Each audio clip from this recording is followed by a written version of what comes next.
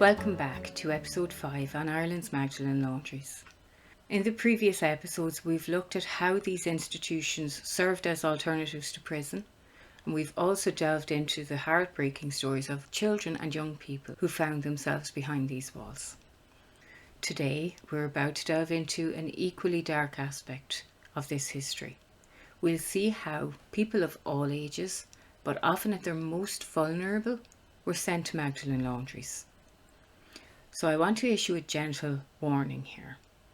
Today's episode, we will touch upon some sensitive topics, particularly mental health issues. If you think this might be too distressing for you, please feel free to choose to not watch this episode.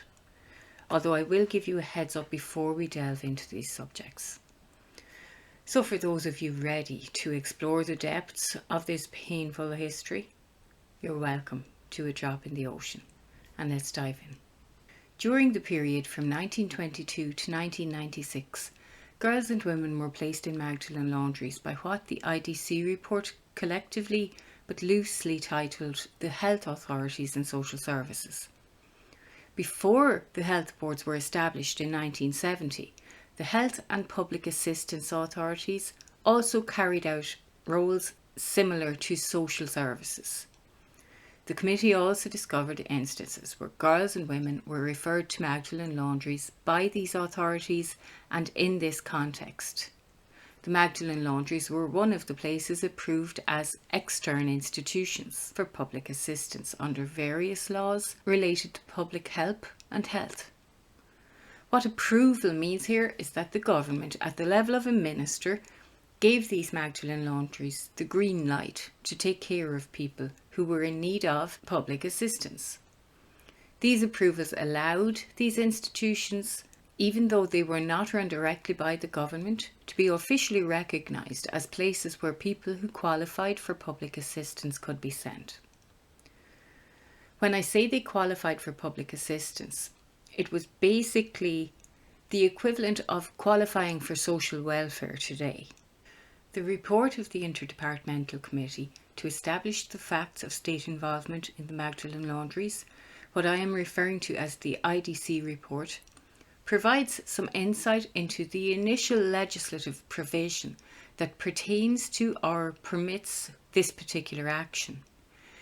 In the county scheme orders pursuant to the Local Government Temporary Provisions Act 1923, Boards of Health and Public Assistance may provide for the reception of a person eligible for relief in an institution not maintained by them, but approved by the Minister, and may pay the expenses of maintenance, education or treatment in such institutions. So, when girls or women were sent to these institutions by certain authorities, the government would cover the costs of their care, in this instance by funding the Magdalene Laundries for each girl and woman sent there through these routes. The authorities approved to send people to these external institutions in the IDC report were government and public authorities, social services and healthcare facilities, specialised care institutions.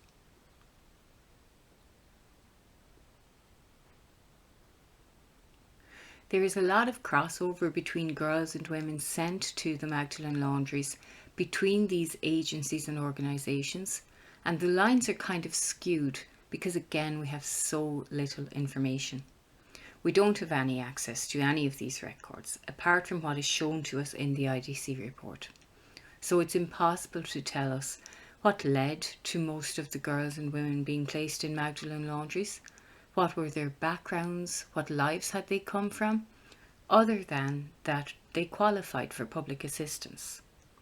We don't even know if such records exist to tell us any more than we already have. Again, for these routes of entry, there was lack of records for the IDC report.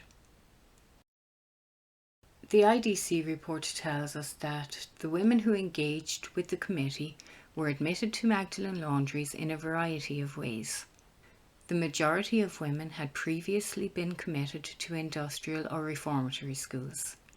In some of these cases, the women referred to the involvement of the Legion of Mary or the NSPCC, the cruelty man. The survivors' accounts, however, did not make it into the IDC report. This was to be a fact-finding report, but they did go outside of their remit to look at various aspects, such as that photograph demonstrating the girls and women from the Magdalene Laundries being guarded on each side by the Garda Síochána. And also they looked at the financial viability of the Magdalene Laundries, which we'll talk about.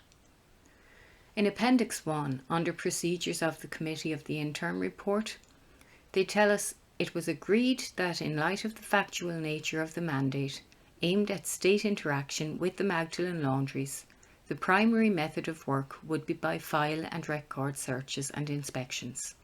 However, it was decided that submissions from relevant groups, including the religious orders, expert bodies, academics, advocacy groups, and individuals or representative groups would also be facilitated. This would permit an input to the committee's work by broader society, reflective of the public interest in the matter. It could also lead to potentially valuable information or identify areas where records may not otherwise have been easily identifiable.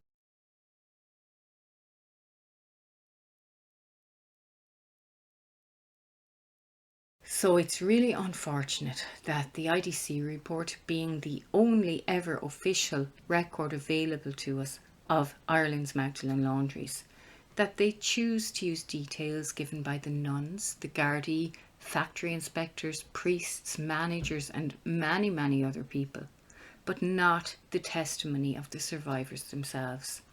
We don't have one case file in the IDC report given to the IDC by the actual survivors of the Magdalene Laundries. We're going to concentrate on health authorities and social services first. It seems that there wasn't a clear distinction or explanation provided why one woman might be sent to a Magdalene Laundry while another woman, both eligible for public assistance, might be sent elsewhere.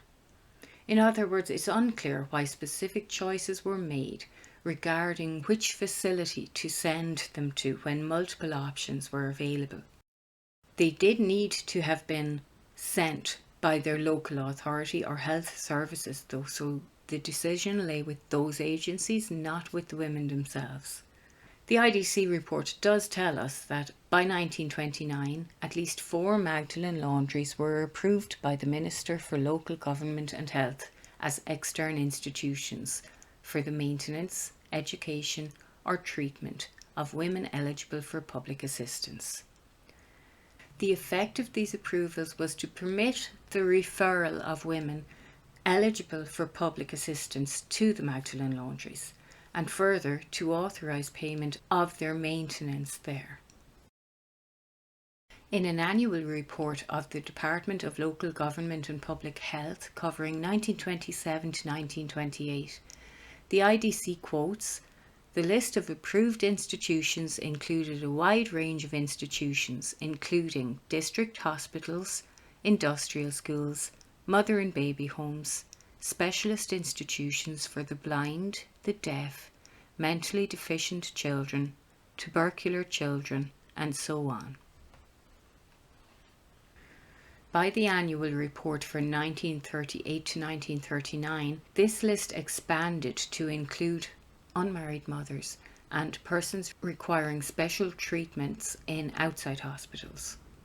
However, the Public Assistance Act of 1939 changed this legislation for use of external institutions to further permit funding, with consent for the Minister, for people to be sent by the local public assistance authority to a home, hospital or other institution once the person is eligible for public assistance. So this broadened the set of circumstances and institutions eligible for this funding. This means more situations and different kinds of places are now eligible for this funding.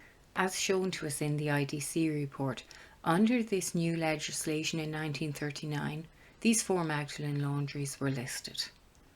The Magdalene Asylum in Donnybrook, the Magdalene Asylum in Galway, the Magdalene Asylum in Gloucester Street, the Magdalene Asylum in High Park Convent, Drumcondra, and the Good Shepherd Convent, Limerick, had already been approved.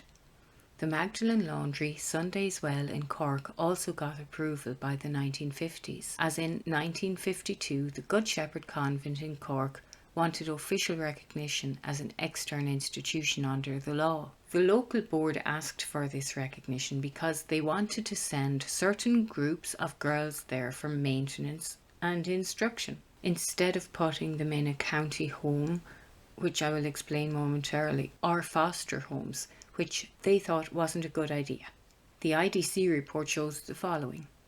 The proposal was made in the context of two girls, formerly boarded out children, who had been admitted to the industrial school at Sundays Well, but who had now reached the age of 16, general age of discharge from industrial school.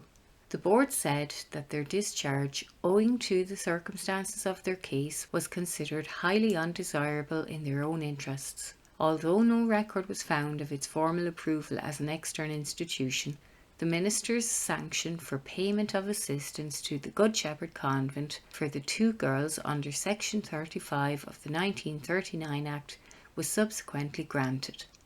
Although not clear-cut, in light of the confusion in the correspondence between the school and the convent, and as the girls' names are not recorded, which makes it impossible to confirm their entry to the Good Magdalene Laundry on site, this decision suggests that the Good Shepherd Convent, Sundays Well, Cork, may have been approved as an external institution, as proposed by the Board of Health.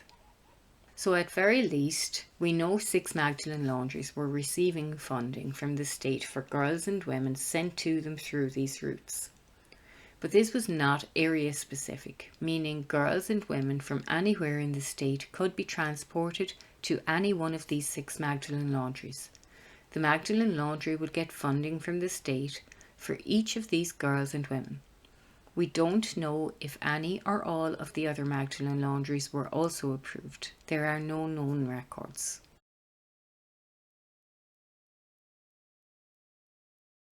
Boarding out was what we now know as fostering. In essence, the County Boards of Health Assistance Order 1924 established regulations for the placement of children in foster care as part of reforms to the poor law system. These rules were meant to ensure that children were placed in suitable and safe environments, with considerations for age, religion, and the condition of the foster homes. The order also limited the number of children placed with a single foster parent and imposed restrictions on certain types of homes. For example, initially children were only to be placed in families not situated in large towns or cities. The state would pay a boarding out allowance to the foster family up until the child turned 15 years old. This is a very broad explanation of what boarding out was. As you can imagine, although there were very successful accounts of children growing up loved and cared for deeply by their foster parents, there were also a lot of unsuccessful accounts. Among other problems, it looks like some children who were boarded out were sort of used for labour in various ways, whether it be on a farm for boys or basically as a maid for girls. I will go into this more depth in a future episode. But regarding the Magdalene Laundries, I will just say that the practice of returning the children once the allowance stopped when they became 15 was quite common. These returned children could find themselves in Magdalene Laundries. In the IDC report, we see from the minutes of a meeting for the Offaly Board of Health and Public Assistance, where a health inspector, Miss Murray, in 1941 refers to a lack of ties of affection between foster parents and the child. And she said this is shown by the frequent refusal of foster parents to provide a home for the children after the age of 15, unless the board continues to maintain them. On their return, these children were liable to be placed in a county home and or retained in a Magdalene Laundry.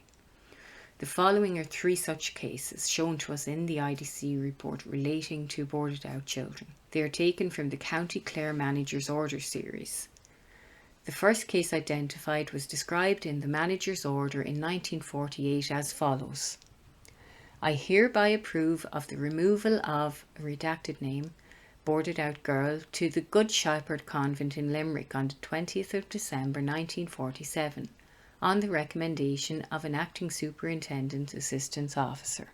From the records of the relevant religious congregations, the committee has determined that this girl was 17 years old at the time of her referral. Her mother was alive, although the girl was not living with her. The girl's last address is noted as the county home. She remained in the Magdalene Laundry for slightly less than 2 years before she went to a job. The second case identified was from the following year, in 1949. The manager's order provided as follows: I hereby approve for the removal of the girl, aged 17 years, hired out to Mrs. Name and Townland redacted, to the Good Shepherd Convent, Limerick. From the records of the relevant religious orders, the committee has confirmed the entry of this girl to the Magdalene Laundry at the age of 17, with her recommendation similarly described as being from the county home.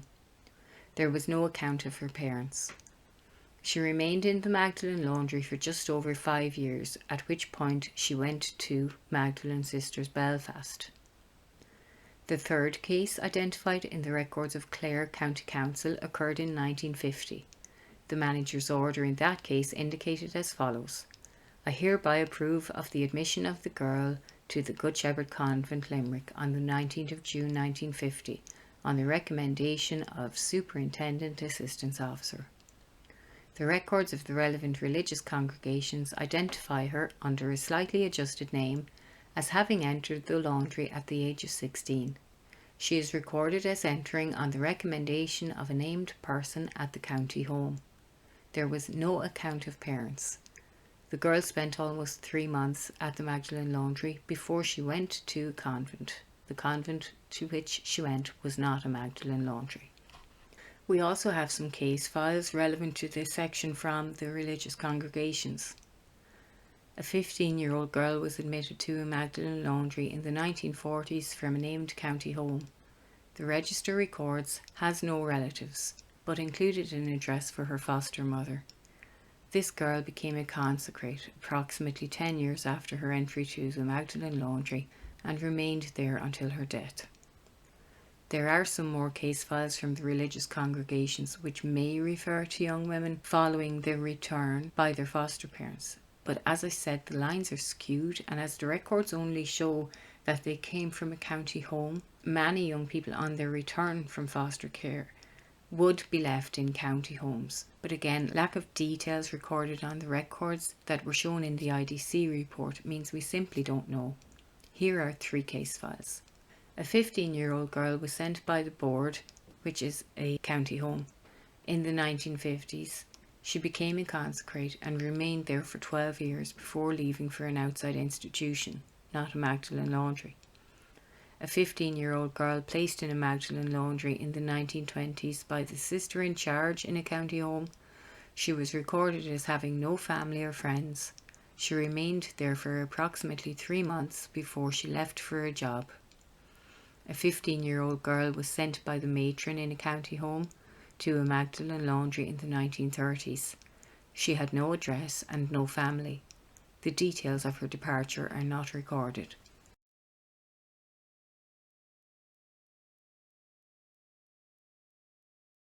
As I mentioned in a previous episode, while the IDC were in operation trying to establish the facts of state involvement with the Magdalene Laundries, Justice for Magdalene's group had handed over evidence of women and girls being sent there from mother and baby homes. The IDC found that from their limited available records, 2 types of referrals to Magdalene Laundries existed through the health and public assistance authorities. Girls above the age of 15 who had formerly been boarded out, which we just went through, and unmarried mothers after the birth of their child. So these would have been women sent from mother and baby homes. So why would girls and women be sent from mother and baby homes specifically? Well, records were found in County Galway to provide some insight, so I will read it out and then explain it. In the IDC report, it tells us that the county scheme provided at Section 4 as follows. Unmarried mothers are divided into 2 classes, A. First offenders to be dealt with in the same institution as children. B. Old offenders to be sent to Magdalene Asylum. Unmarried mothers who come within Class B shall be offered an opportunity of relief and retrievement in the Magdalene Asylum, Galway, upon such terms and conditions as may be agreed on between the Executive Committee and the sisters in charge of the Magdalene Asylum. So first offenders were girls or women who for the first time outside of marriage had become pregnant and given birth. They were to be dealt with in mother and baby homes. Old offenders were girls or women who had already been pregnant previously outside of marriage at least once and now has given birth again. In County Galway, records found show they were to be sent to the Galway Magdalene Laundry.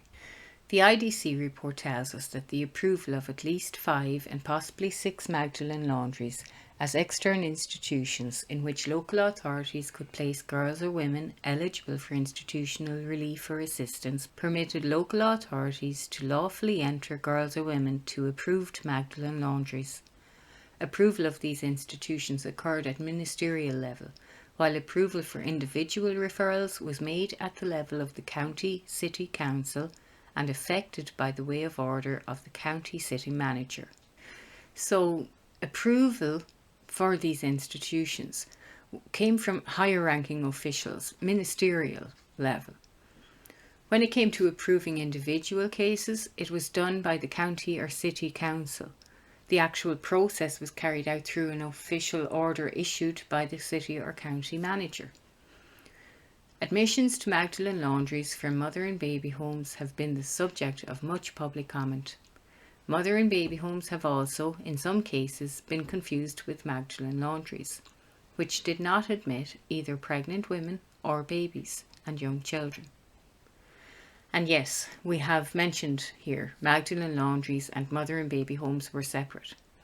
But we also knew from survivors that some women and girls were sent from mother and baby homes to Magdalene Laundries sometime following the birth of their child.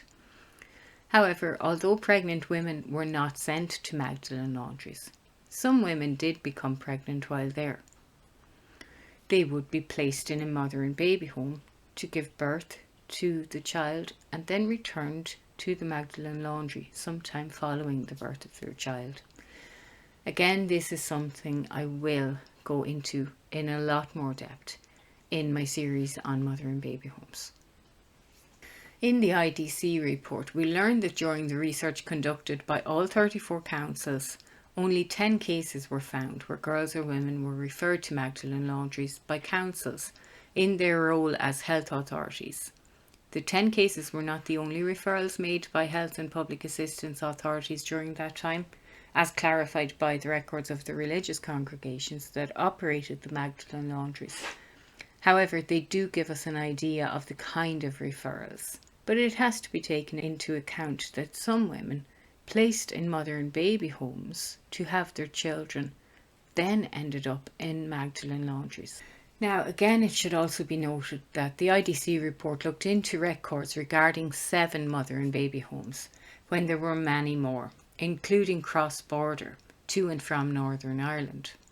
But it still gives us some record of girls and women sent to and from these places. Again, though, the figures are irrelevant. From the IDC report, 4 orders of the County Manager, Galway County Council were identified, which confirms 3 cases of referrals of women to the Magdalene Laundries.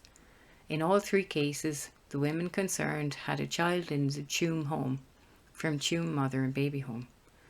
The names are redacted. The first one, that this girl be sent to the Magdalene Asylum when due for discharge. A further manager's order was made in respect of this girl shortly thereafter, that this girl be sent to the Magdalene Asylum when child is 12 months old. The second one, that application be made to the putative father of this girl's child for maintenance charges, and that she be discharged to the Magdalene Asylum when child is 12 months old. Third, that this girl be sent to the Magdalene Asylum when child is 12 months old. And then we have 3 case files from the records of the religious congregations. A 19-year-old woman entered a Magdalene Laundry from the Tume home in the 1930s. Her parents were listed as alive. She remained there for 9 years. One woman who entered a Magdalene Laundry from the Besborough at the age of 17 remained there as a consecrate for over 30 years. When she left, it was to help with an identified family member, widow and family. A woman brought by Sean Ross Abbey sisters entered a Magdalene Laundry in the 1950s. She remained there for over 2 years, after which her mother took her home. We can see here in the first 3 cases provided, the child was to be 12 months old and then the mother was to be sent to Magdalene Laundry. There are reasons for this, which again I will thoroughly cover in the series on mother and baby homes. I won't include any more of the information regarding mother and baby homes in the IDC report here.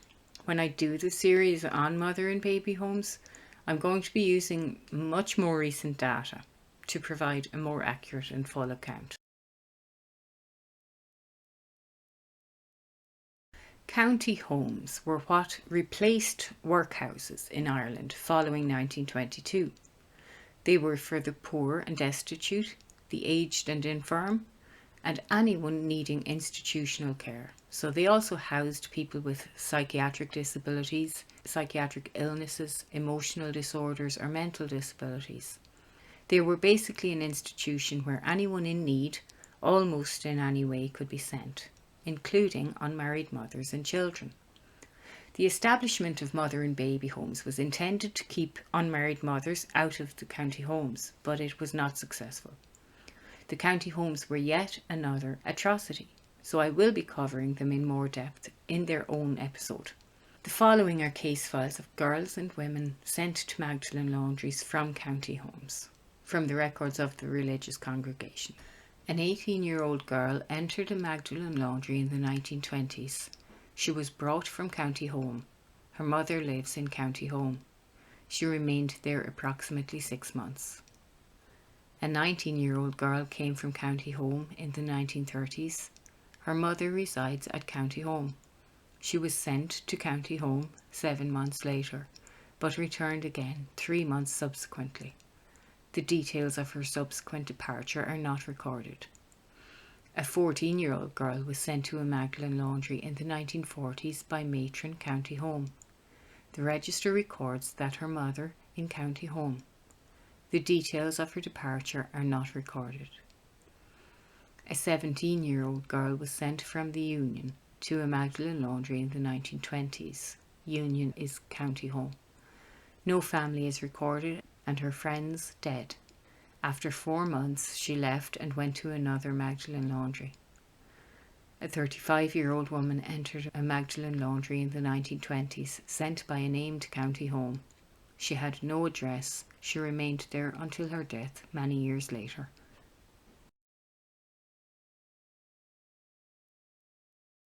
Before the health boards were established in 1970, the health and public assistance authorities also carried out roles similar to social services.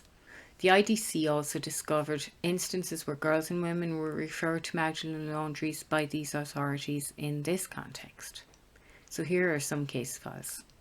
A 21-year-old woman was brought by a social worker of the city to a Magdalene Laundry in the 1920s. After 3 months, her parents took her home. A 15-year-old girl was sent by the board in the 1950s. She became a consecrate and remained there for 12 years before leaving for an outside institution, not a Magdalene Laundry. A 14-year-old girl was sent to a Magdalene Laundry in the 1960s by a named person described as Welfare Officer Health Authorities. The only listed family was her foster parents. She remained there over 2 years, at which point she was transferred to another Magdalene Laundry. A woman, age not recorded, who had grown up in named orphanages, was brought by a social worker to a Magdalene Laundry in the 1960s.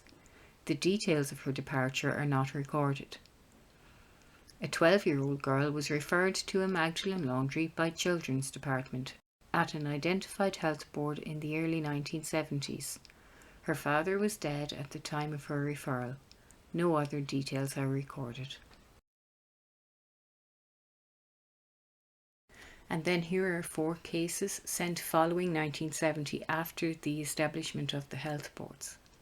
A girl, no age, was admitted to a Magdalene Laundry in the 1970s following referral by a social worker.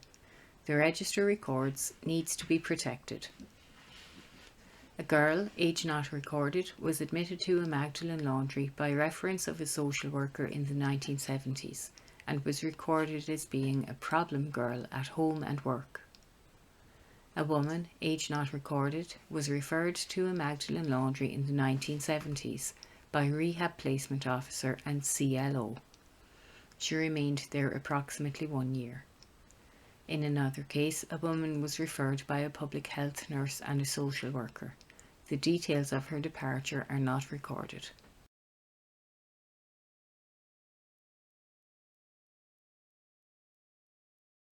And that brings us to hospitals. The information found by the committee suggests that most of these cases involved the referral of girls or women who were working in hospitals.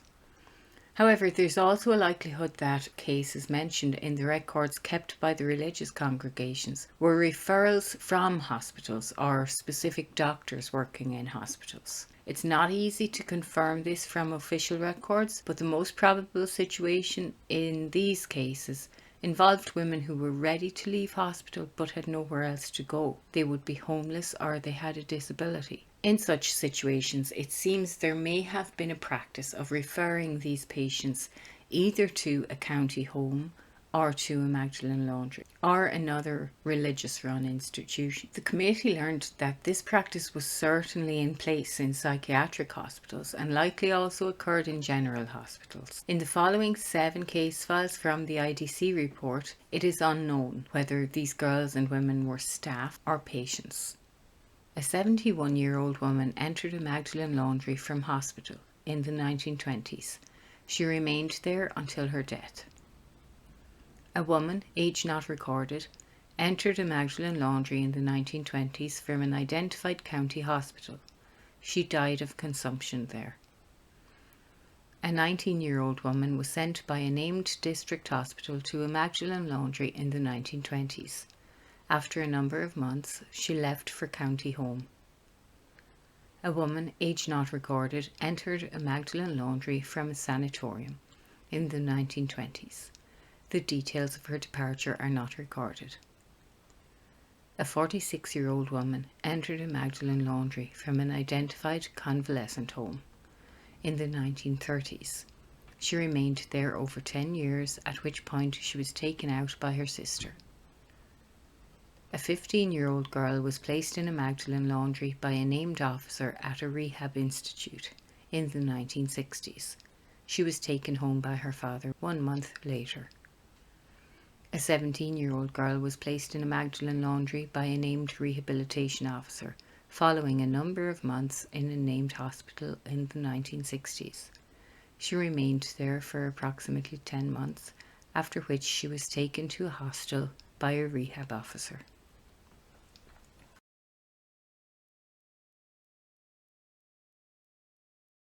Lastly, I'm going to talk about psychiatric hospitals and patients regarding the Magdalene Laundries. The terminology of the time now would be considered offensive. And again here it can be very upsetting to see how vulnerable people were viewed and treated by those who should have been helping them and taking care of them. So if you feel you could be upset by this section, I'll see you in the next episode. While psychiatric hospitals were part of our nation's architecture of containment, it's important to note that they were distinct from institutions owned by the Irish Catholic Church. Psychiatric hospitals were fully operated and funded by the government and were not affiliated with any religious organisations. In the 19th century, laws regarding psychiatric treatment were quite different from today.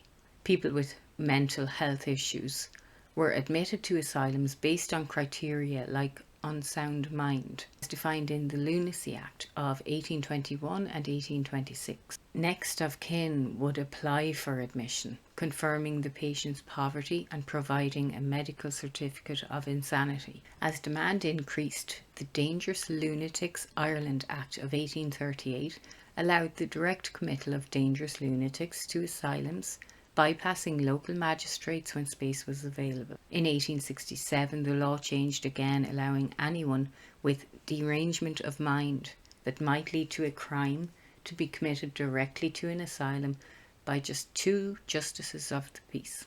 By the late 19th century, most, but not all, admissions to district asylums were based on dangerousness rather than on soundness of mind.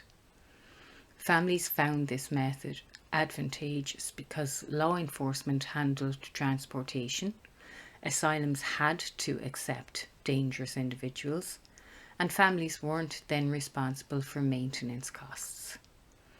In 1925, the terminology changed from lunatic asylums to mental hospitals, without altering the regime.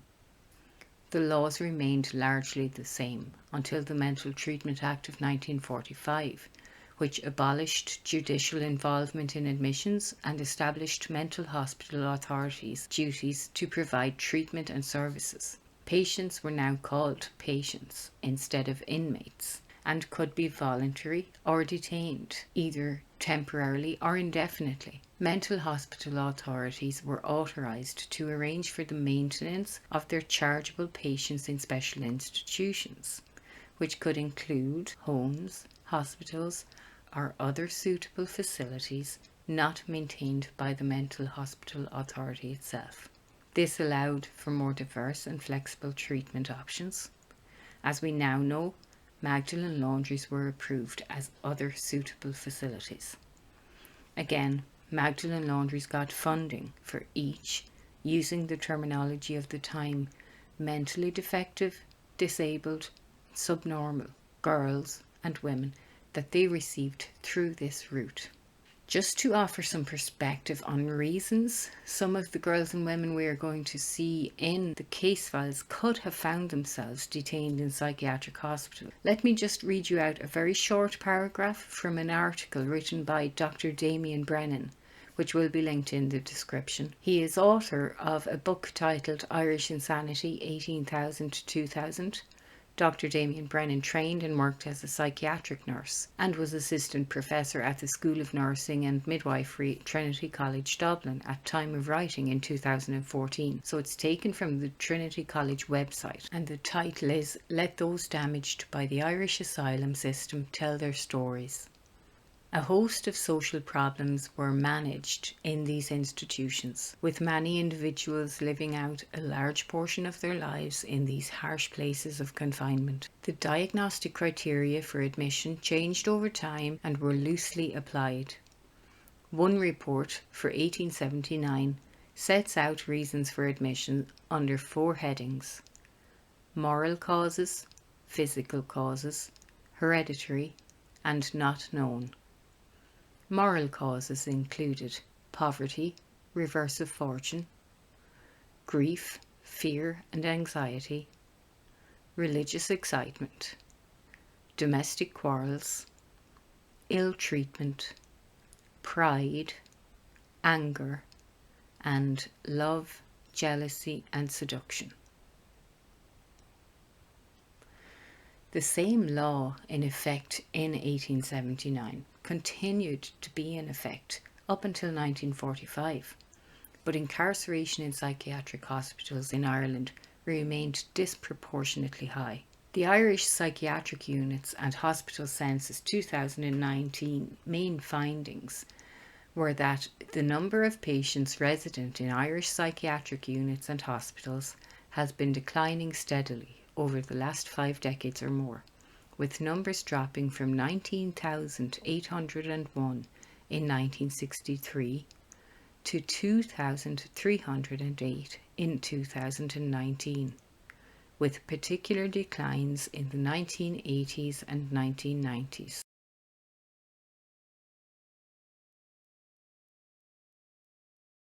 Let's have a look at some case files from the IDC report for this section. A girl was admitted to a Magdalene Laundry from a county home in the 1930s. She was sent back to the county home mental. A 28-year-old girl was admitted to the Magdalene Laundry in the 1930s by the matron of a named county home. On a non-specified date thereafter, she was taken back by matron as she is a bit mental. A 16-year-old girl was admitted to a Magdalene Laundry in the 1960s, brought by a county manager. Arrangements made by assistant county manager.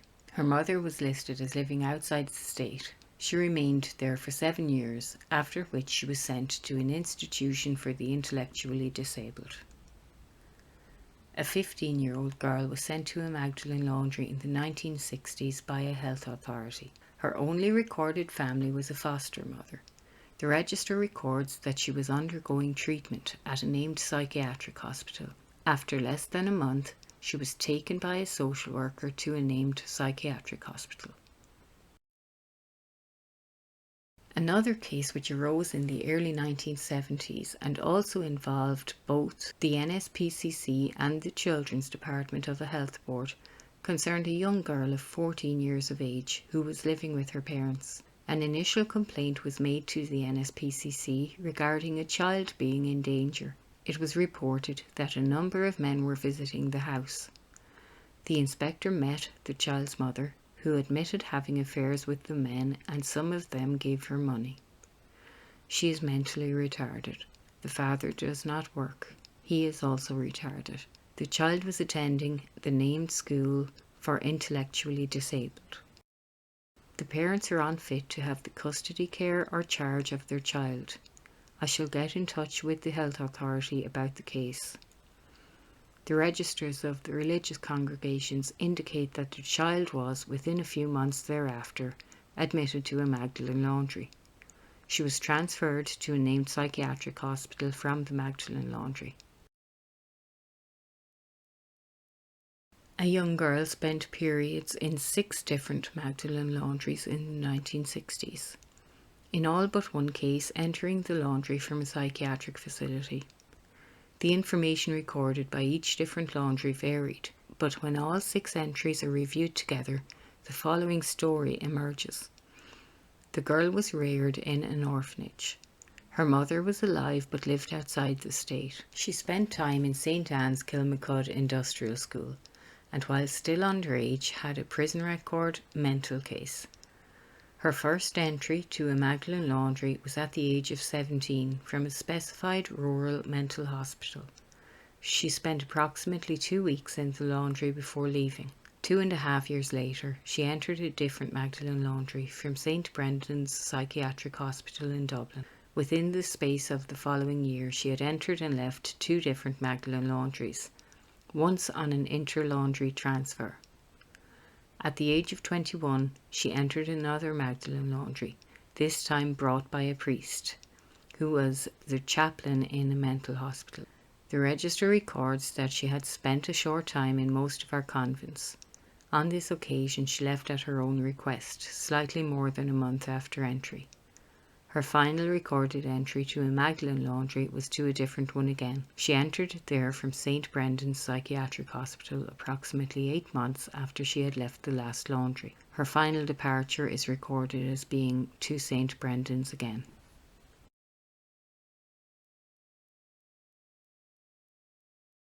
Another woman who entered in the 1960s from the Navan Road was described at a different Magdalene Laundry as troublesome, epileptic, bad spirit. Parents pleased with her improvement when returned. The date of her departure is not recorded. A girl who entered a different Magdalene Laundry in the 1940s did so from Castlepollard. She was dismissed after less than 2 months. The register states that she was not to be readmitted, a bit mental. A woman, age not recorded, entered the Magdalene Laundry in the 1950s from the Navan Road. She was very discontent, sent back to St. Patrick's Home, Navan Road. A woman, age not recorded, entered the Magdalene Laundry in the 1950s from St. Kevin's. She left at her own request, not to be taken back. A woman entered a Magdalene Laundry in the 1970s from St. Brendan's Psychiatric Hospital. She remained there until her death. So, today we've uncovered the intricate web of Ireland's social services and mental health care that played a role in the routes of entry to the Magdalene Laundries. We've seen how individuals with mental health issues were sometimes referred to and from the Magdalene Laundries, shedding light on the complex connections between the state-run mental health system and the Magdalene Laundries. Additionally, social services played a significant role, often leading girls and women to the laundries due to circumstances like homelessness, vulnerability, or lack of alternatives. From social services, mental health authorities, the courts to industrial and reformatory schools, these pathways were all deeply entangled with the lives of many. These stories reveal the multifaceted and painful experiences of those who walked through the doors of the Magdalene Laundries. In our next and final episode, we'll explore why families put their loved ones in these institutions. We'll discuss some other details from the IDC report, and we'll examine what happened following the state apology in 2013. But before we go, I would love to hear your thoughts. Why do you think this continued for so long, and how could such practices persist? Please share your perspectives in the comments below. Thank you so much for watching. Remember to subscribe if you haven't done already. Give this video the thumbs up, and please let me know in the comments section what you made of this episode. It's very difficult to know why this was allowed to go on for so long and how anyone could turn a blind eye to what was occurring all over this country. So yeah, please let me know your thoughts. Thank you so much. Take care of yourself. Good luck. Bye bye.